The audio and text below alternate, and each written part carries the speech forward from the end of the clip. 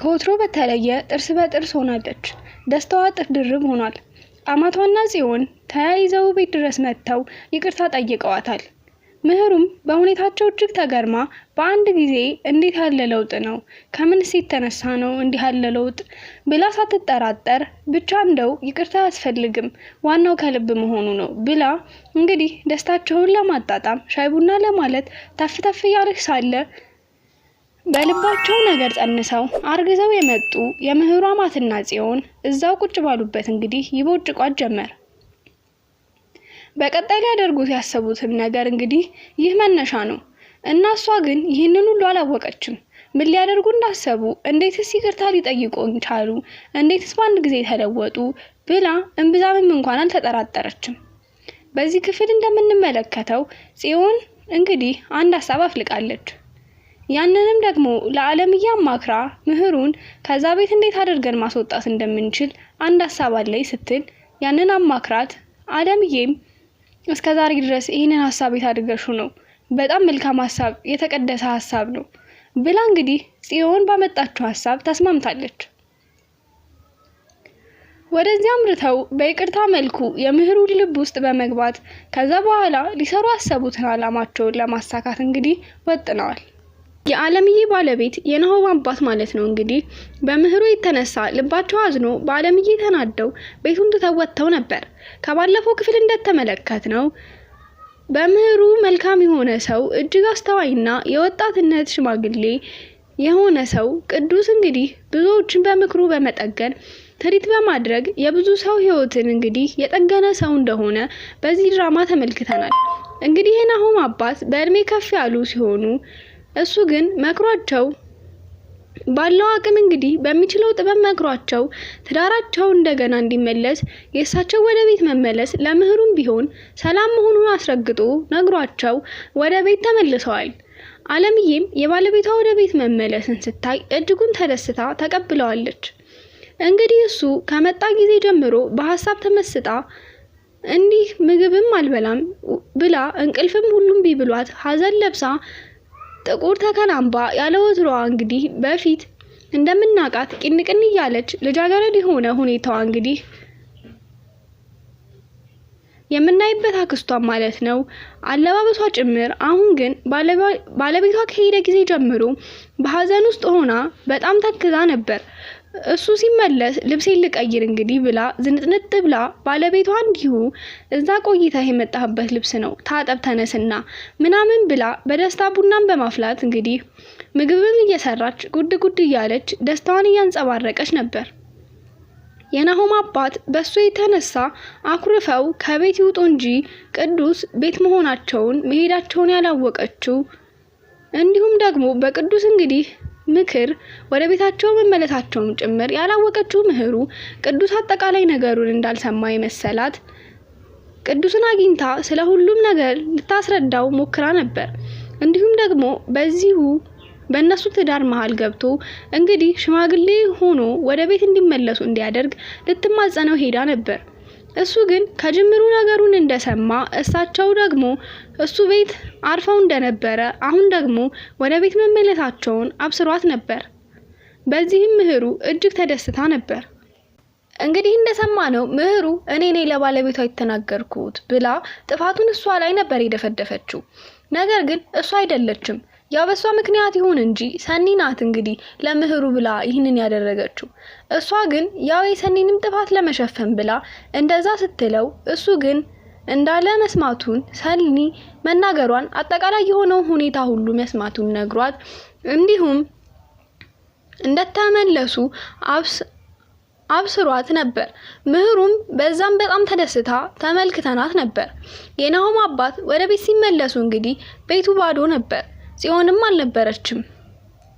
ባለቤታቸውም እንዲሁ ደውለውም የት ነሽ ብለው ሲጠይቁ እንደ ልማዷ ወደ ዙረት ወይ አንድ ቦታ ሄዳ ነው ብለው ገምተው ነበር። እሷ ግን ምህሩ ጋር ነኝ ሻይ ቡና እያለ ነው ብላ እንግዲህ ሰላማዊ የሆነ መልስ ስትሰጠው እጅጉን ተገርሞ በጣም ተደስቶ ነበር። እሱም እንግዲህ ባለቤቷም ተገርሟል። ምክንያቱም ምህሩ ቤት ራሷ ሄዳ ያውም ደግሞ ሻይ ቡና እያለ ነው ስትል እንግዲህ ያልጠበቀው ነገር ሆኖበት በጣም ተደስቶ ነበር። አላማቸውም የነሱን አላማ አልተረዳም። እንግዲህ በቀጣይ ምህሩ ላይ ምን ሊያደርጉ አስበው በምንስ ሁኔታ ነው ምህሩ ከዛ ቤት እንድትወጣ ያሰቡት? ይሄን ሐሳብ እንግዲህ ትንገራት እዛ ጋር በግልጽ ምን ሊያደርጉ እንዳሰቡ አልተናገሩ። ነገር ግን ያው ለምህሩ አማት ነግራታለች። ጽዮንም ሐሳቧን ማለት ነው እንግዲህ በቀጣይ ያንን በዝርዝር የምናይ ይሆናል። ጽናትና ኪራ አገር ሰላም ብለው ሁሌም እንደሚያደርጉት ወጣ ብለው በዛ አካባቢ እየተጫወቱ እንዲሁም እየተሯሯጡ እያለ ጽናት በድንገት እንደ እንቅፋት ነገር መቷት እግሯንም ወለም ብሏት ወርቃ ነበርና ኪራም ደርሶ እግሯን እያሻሸ ማሳጅ እያረገ እያለ ያበዛብህ ተብዬ በድንገት መጥቶ በዚያም እንግዲህ በወጡበት ሁሉ እንደ ጭራ ይከተላቸዋል። ምቀኛ ሆኖባቸው እንግዲህ ሰላም እረፍት መግቢያ ወይም መውጫ አሳጥቷቸዋል። እነሱም በዚህም የተነሳ አስጨንቆ እንግዲህ ከዛ አካባቢ እንዲሄዱ ነው አላማው። ውስጡ በከፍተኛ በሆነ ጥላቻ የተሞላ ቅናት ልቡ የታጠረ በጣም ክፉ የሆነ ሰው ነው።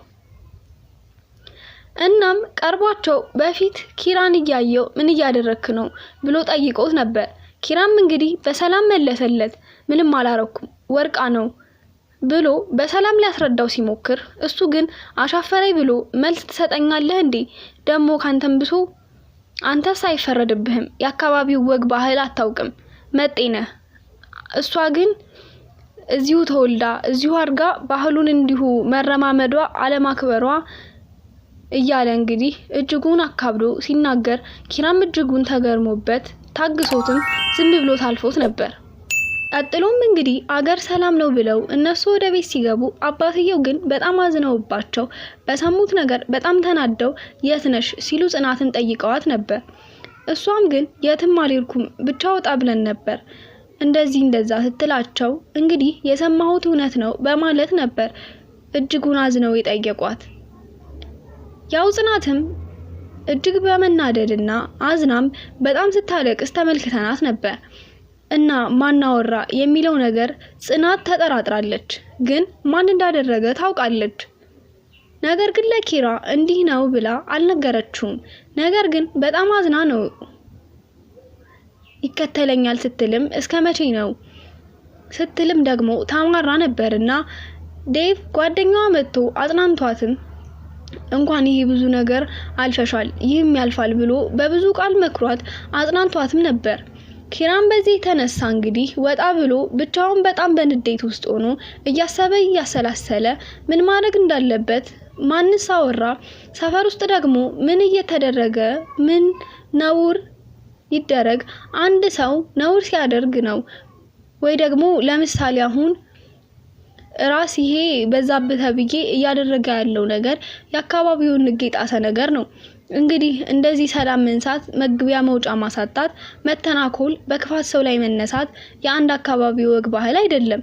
እሱ እጅጉን ሕግ ጥሶ ተላልፎ ሰውን ግን እንደዚህ በዚህ መልክ መናገሩ ግመል የሚያህል ነገር እየዋጠ ከሰው ላይ ትንኝ ማጥራቱ በጣም የሚገርም ሰው ነው።